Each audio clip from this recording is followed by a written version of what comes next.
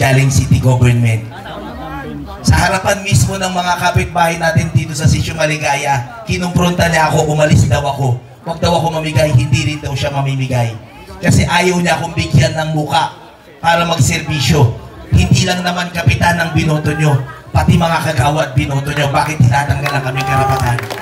Pero ngayong gabing to, pakiramdam ko, kung dito ako nagdesisyon tumakbong kapitan, parang pakiramdam ko, ngayon pa lang naramdaman ko na panalo na si Vincent Mamosi. Panalo na ang Barangay Baclaran.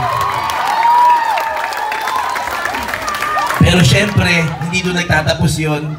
Ilang araw pa yung susuungin natin. At habang lumalaon at pumapalaot, iba't ibang klaseng paninira ang ginagawa nila.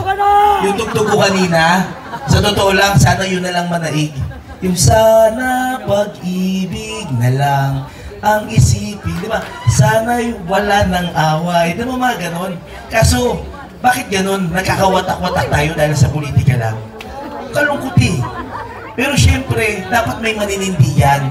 Kung ako lang po, pwede na ako, wag na akong tumakbong kapitan. Hindi ko naman talaga planong tumakbo. Pero kung ang kapitan natin sa kasalukuyan, walang ibang ginawa, kundi papugiin lang yung sarili niya at iangat lang yung sarili niya at iwan ng Barangay Baclaran, eh dapat palitan na natin yan.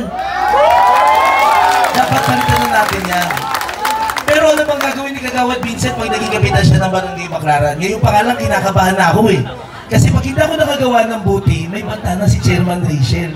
Ano kaya kung huwag nyo na siyang iboto? Baka pag nanalo siya, lalabanan na niya akong kapitan.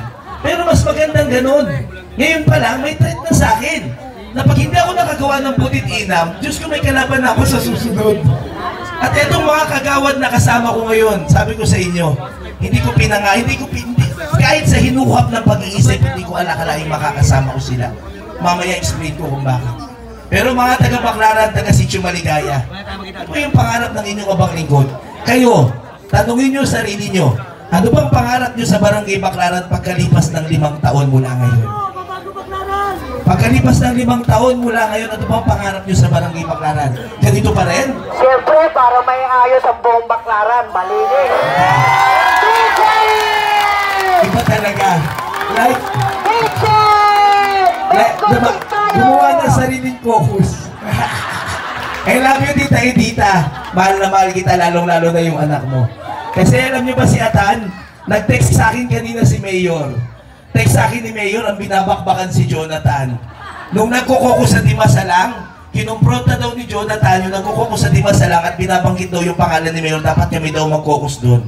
Na wala namang binabanggit si Atan. Ang sabi lang ni Atan sa kanila, po, kami na lang ang mag-a-adjust, dilipat na lang kaming Sitio Maligaya.